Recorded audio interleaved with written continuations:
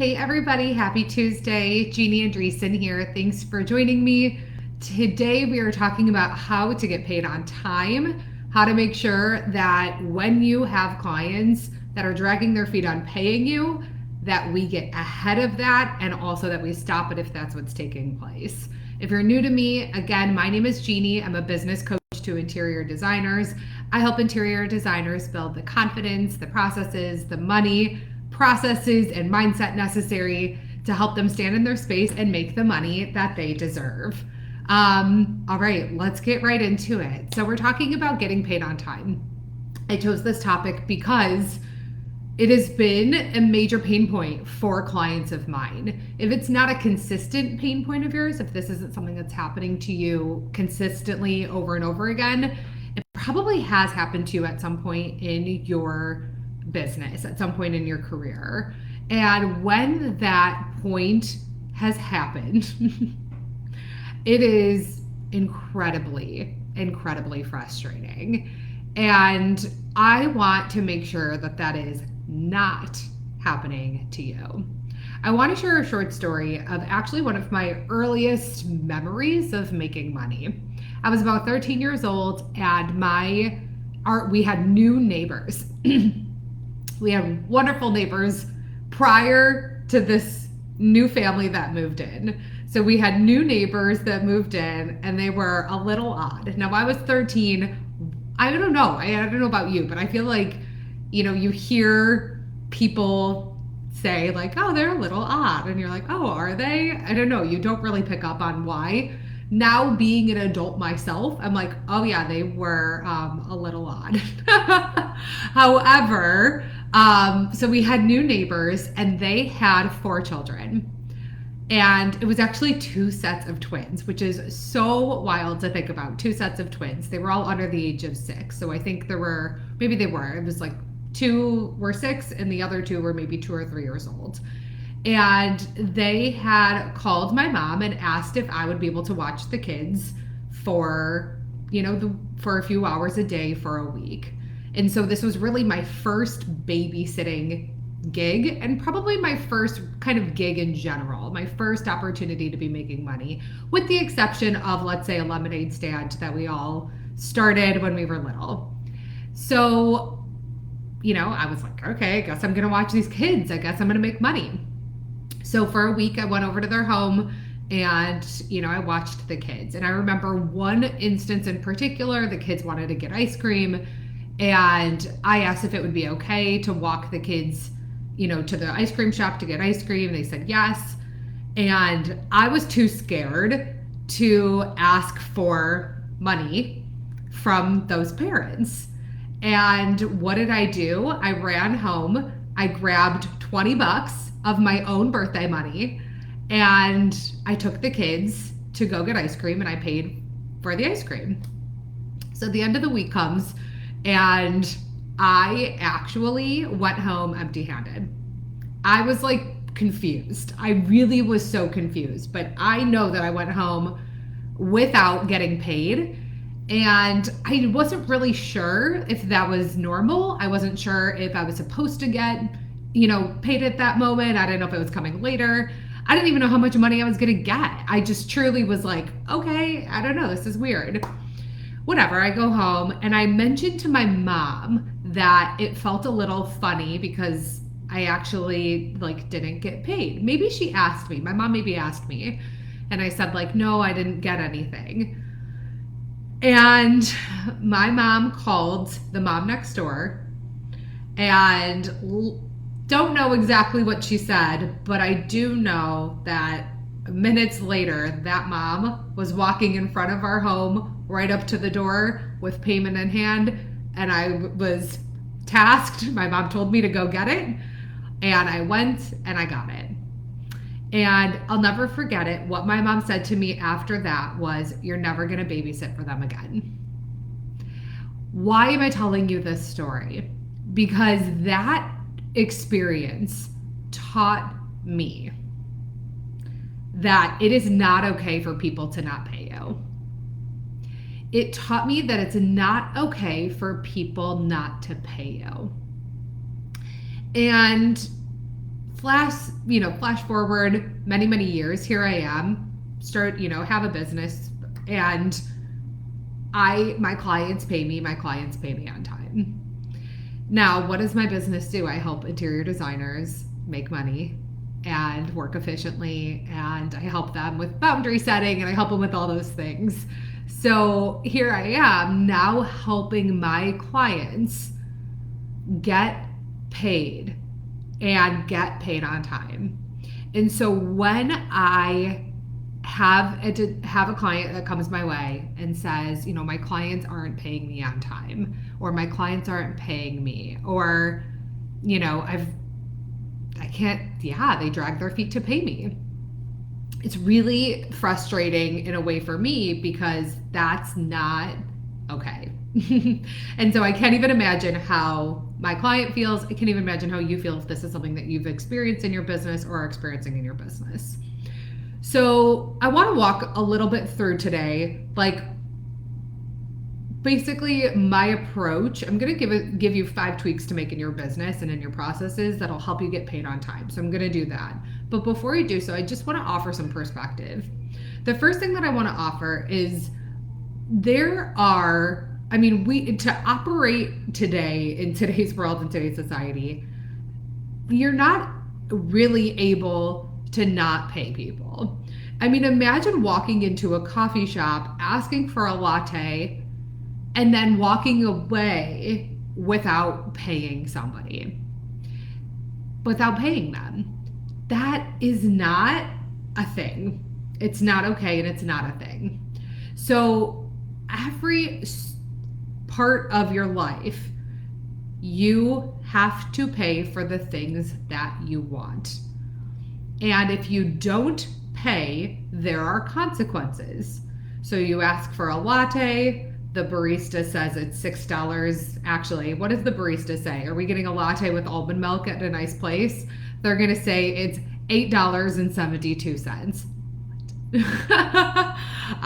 What? The fact that we're still getting charged $1 for almond milk is completely bananas to me. So, okay, they ask for $8.72, and you walk away and you wait for your coffee, and they're going to say, wait, I'm sorry, do you want the coffee or do you not want the coffee? And they give you a moment to decide whether or not you want the coffee. But it's decided based on whether or not you're going to pay for the coffee. Think about even just paying your electric bill. The electric bill comes, you pay it. You don't pay it, what is the consequence of that? You get some sort of threatening letter, probably, or a phone call, and they turn your electricity off.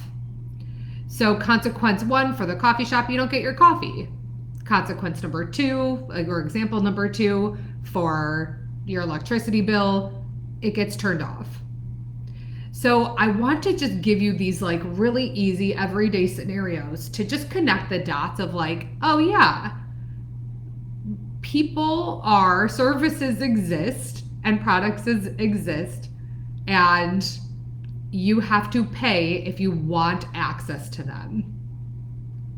And that is what the truth is for every area of life thus far. If you are here with me on this earth with your bills paid and with a life that you've created that is delightful. Perfect.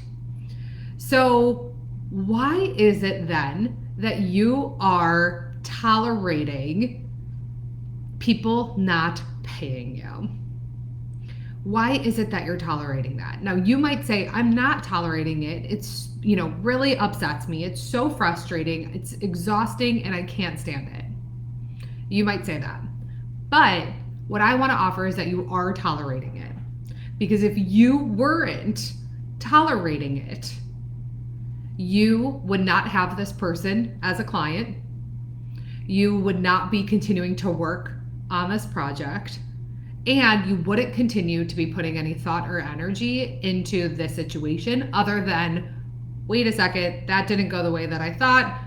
Must have misread something in regards to who these people were and their character and all of that. and chalk it up as a loss and like a miss and a learning in your business. So if you haven't moved on from this person, if this is still an active client of yours, if this is still an active project of yours, if this is something you're still doing work on, if this is something that's still upsetting you today, chances are you are tolerating it because you haven't decided you're parting ways from it because it's not how you do business. I want you to ask yourself why. Why are you tolerating it? What is it about this person or this project or this scenario that has you afraid to maybe walk away from it, or that has you confused about how to necessarily approach it or stop tolerating it? Ask yourself, like, why? Why are you tolerating this? The reason why I get really fired up about this stuff for my clients is because this is not something that should be on your plate ever.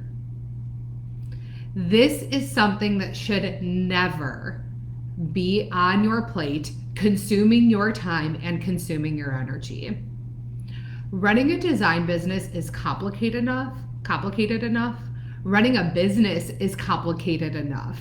Running an interior design business is even more complicated. You have more than enough on your plate already. And clients that don't pay you should not be on your plate because it's an inefficient way of running your business. Because this person is eating up your time because you have to be chasing them down. This person is eating up your energy because you have to think about it as hard as you're thinking about it. And it's not profitable because of those things as well. So I get fired up when my clients are not getting paid on time because that should not, in my eyes and in my book and per my beliefs and per my policies, it should never, ever be an issue. It just shouldn't be a problem that you're running into in your business because it's avoidable. Plenty of things in your business, not avoidable. Clients paying you on time, that should take place naturally. So when your clients are not organically paying you on time, if this is not their default and the foundation of how they operate in your business, it does frustrate me entirely because that's not how you should be spending your time and not what you were. It's just not how you should be spending your time. It should not be something that is on your plate or slowing you down. When you run a business, getting paid on time needs to be a non-negotiable. And one thing that I want to offer to you is, even though you may deep down know that, if you aren't getting paid on time and this is a pattern, then it is not non-negotiable in your business. So I want to dive into 5 tweaks to make in your processes that'll help you get paid on time, that will help this whole payment process go easier, faster, more seamless, so that it's not one of the many problems that are on your plate as you run your business. So tweak number one that I want you to make to help you get paid on time is for you to approach your own payment process with consistency.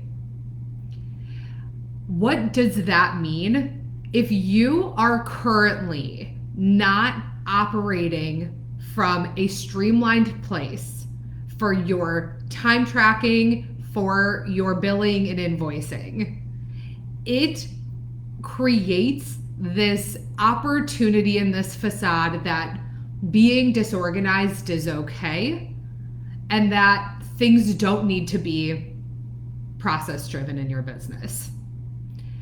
That is, you may not even realize you're doing, but if you have clients that don't pay you on time, it's because you are giving some sort of energy off. It's because you are exuding some energy form or some sort of behavior that allows them to think and feel that that's okay in your business, and it's how you operate and it's what you tolerate. The more disorganized you are, the less process driven you are, the more laid back your clients are going to be too. So I want to offer that step one for you to make sure that you are getting paid on time is that you have a process for your billing, time tracking, and invoicing. Why does time tracking matter in here? Because it directly ladders up to invoicing. If you're not time tracking effectively, when you go to bill an invoice, it's going to be much more complicated, much more daunting, much more exhausting, and there's a higher probability that you're not going to complete it on that day. We want to avoid all of that. That's not what we want. We want your systems to be so clean so that your clients understand that you take your business very seriously. So step one is to be the example of consistency. You cannot give them inconsistency because then they will give you inconsistency right back. And they have something to lean on. Like if you're checking in on them to say like, why hasn't this been paid? Well, it's like, well, why was I charged halfway through a month when the last 2 months I wasn't charged for, 2 months at a time? If you're inconsistent in your own processes, you're going to get inconsistency right back. And that is your fault. And I want you to avoid all the things that are your fault, all of them. So step one, what is your process for billing your clients? Oftentimes, there are two processes for designers in here. Process number one is how you are invoicing and billing for your design fees. Process number two is how you are billing and invoicing for products sold. Those are typically two different processes. The one for your time is often kind of on every 2 weeks or a monthly basis. And the one for products is you're asking for payment first, hopefully, so that you can then go and purchase the furnishings. I want you to come up with processes for each that feel really good to you. Ones that you can commit to and that you are able to communicate to your clients and that you are able to know whether or not you are off on those, whether or not you're not doing them, not following them, disorganized with them, or if your clients are kind of not following them as well. But you've got to decide on those processes. So step number one is to be consistent with your own process. Define what that is for you. So it's tweak number one. If you don't currently have a defined process, define your process. Tweak number two I want you to make is to create a payment policy that serves you. So if you are deciding that you are going to invoice for your hours on a monthly basis, let's say that is your process, that's your tweak from step one, it's going to be on a monthly basis, it's going to be the first Monday of the new month. You could say that, either the first of the month or the first Monday of the new month. Let's say it's first Monday of the new month. Perfect. Now I want you to ask yourself, if you're invoicing your clients on the first Monday of the month, when do you want them to pay you? That is a payment policy. When do you want them to pay you?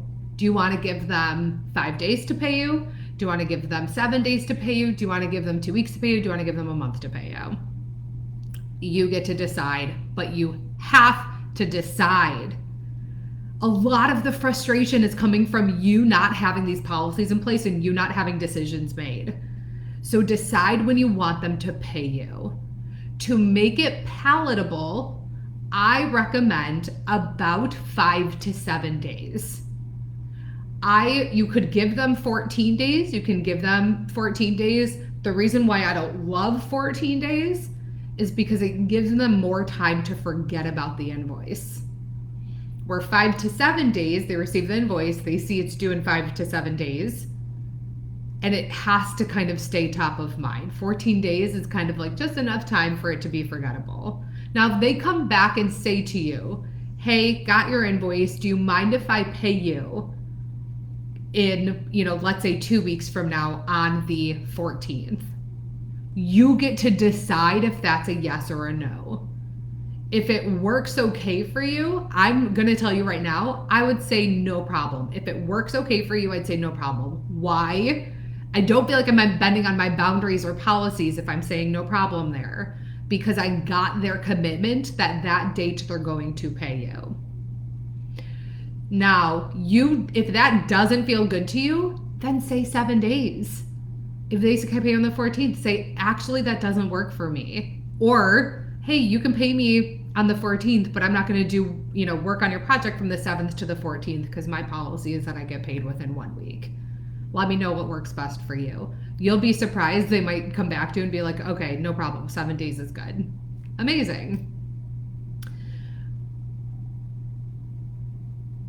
If they do, another decision to make is if they do not pay in this time frame, what are the repercussions? If they do not pay in this time frame, what are the repercussions? You get to decide those, but I'd recommend deciding. The reason why right now we feel really overwhelmed and confused when this is coming up is because we aren't even deciding what happens if they don't pay us. But I recommend asking yourself, okay, what do I want to happen if they do not complete this invoice on time? If this is something that you struggle with a little bit, I'm going to give you ideas in tomorrow's reel. Tomorrow I'm going to do a what to say to your design client if they're not paying you on time. I'm going to give you the whole email script for that. Okay, tweak number 3 is now that you have your payment policy decided, now that you have a process for billing and you're doing it consistently, step number 3 is that you are deciding how you're going to communicate this policy. What I do recommend is having it in your contract. What I don't recommend is only having it in your contract. Because if you've had this in your contract for the last 6 months, 3 years, and it hasn't worked and your clients haven't followed it, then that means it's not being drilled into their heads enough. So yes, have it in. Oh my God, did you guys see that? Oh my, did I show up for you? How did I just do that? It was so weird. Okay, I just totally lost my train of thought. So if it's in your contract, great, it should be in your contract. But ask yourself how else this needs to be communicated. Does it need to be communicated via email? Does it need to be signed off on and actually initialed next to it? Does it need to be a phone call? Where else does it need to be? But this needs to be somewhere else to make sure that they are saying, yes, I understand that. So decide how you're going to communicate this in a way that allows your clients to actually know that for you to know that they've read it and they've signed off on it. Step number 4 is enforcing it. I have 2 main recommendations, maybe 3 main recommendations here. So you send an invoice and you email your clients the first time you're sending it. Or you can do it every time. Hey, Mr. and Mrs. Client, hope you're doing great. I'm going to be sending, it's the first of the month. I'm going to be sending you an invoice for this. Please, complete this invoice by this date. Let me know if there are any issues. Thank you. So you send the initial email indicating this invoice has gone out today. I also want you to say, please let me know if you don't receive it, because then hopefully you know that they did receive it. So we have that. Let's say 7 days later, let's say your payment policy is 7 days. Let's say 5 days later, they still haven't completed it. You can send them an email saying, hey, Mr. or Mrs. Client, hope you're doing great. Just a reminder, this invoice, hopefully you received the invoice by now. Just a reminder, it's due on this date. Perfect. Now, if they do not pay on that date, you reach out to them the day after. And tomorrow, I am going to give you that email script for what to say. But it's going to be something along the lines of just checking in, something going on. I noticed that this invoice didn't get paid. That is how you enforce getting paid on time. You do not ignore it. You do not ignore it. And you do not cross your fingers and just hope they're going to pay it. You address it. You address it. And that is how you'll get it to happen. Now here's tweak number 5, and I think this is going to be the most crucial one for you, and it's one of my absolute favorites. Tweak number 5 to help you get paid on time is actually a tweak to the way that you think about how you are invoicing your clients.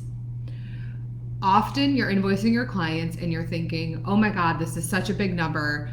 Oh, I know that they don't want to pay me. I know that they don't want to pay it. And I am going to have you shift that energy to this thought instead. My clients want to pay me. When you believe your clients want to pay you, it is so much easier to not only send invoices, but to ask them to pay for them. That is what believing your clients want to pay you is accurate. If they don't want to pay you, that means they don't want your services. And you and I both know that's not the case. They want your services, which means if they want your service, they want to pay you. Now, are they always thinking that? Not necessarily. Again, let's talk about ComEd. Do I want to pay my ComEd bill at surface level? No. No, I don't want to pay any bills. But why do I pay my ComEd bill? Because I do want to pay it. I want electricity. I want air conditioning and heat, and I want lights, and I want all of these things. I want to be able to use my toaster. I want to be able to use my blender. I want to be able to charge my phone. Yes, I want electricity. Yes, I want to pay my ComEd bill. There are going to be times where your clients may forget about that. They may forget that they want to pay you. It's your responsibility to kind of remind them by letting them know if they're not paying you that you're going to stop working. You don't need to do this. You don't need to keep, designing their home. It would be a bummer because they really do want, you thought, they really did want you to be designing their home. And sometimes you've got to wake your clients up to that. But there's no chance you're going to be able to wake your clients up to that if you're thinking, my clients don't want to pay me. It's not true. Your clients do want to pay you. If they don't want to pay you, then this should not be a client of yours. It shouldn't. So I want you to make a tweak to the way that you're thinking from somebody who feels that they're being a nuisance by asking their clients to pay their invoice to somebody who fully expects their clients to pay their invoice because their clients should want to pay you. I want you to make that shift in your thinking because you are going to show up so much more confidently if you do. So future clients, if this has been a major pain point for you in your business thus far, I want you to take these 5 tweaks, apply them to your business, and use them for every client moving forward.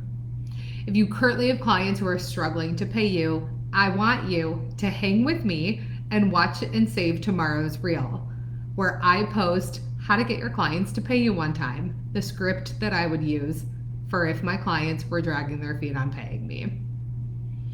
One more thing I want to offer to you is that payment, this is just a little piece of a much larger picture of processes and boundaries that need to be in place to support you in making money and being successful in your design business. If you head to the link in my bio, I have a bulletproof boundaries guide that is totally free and walks you through all of the boundaries that I recommend you have in your business, especially in the beginning stages. I have one advanced boundary in there. The rest are kind of the foundational boundaries, but there are more in there than you probably even know today. You might be 5 years into your business and you might not have all of these boundaries set in your business because you don't recognize that they're possible for you. Or you have a little bit of a fear-based mentality of like, oh, whoa, I didn't know I could set that. That's something I could set. I'm kind of scared to set it. I put all of them in there for you, and I want you to download this guide. So you can find that at the link in my bio. You can also find it by typing into your browser pages.jeannieandreessen.com/bulletproof boundaries. Let me know what questions come up for you from today's live or what additional challenges you have. But I hope that this was helpful. I hope you have a wonderful rest of your day, and I will see you next week. Thanks, friends. Take care.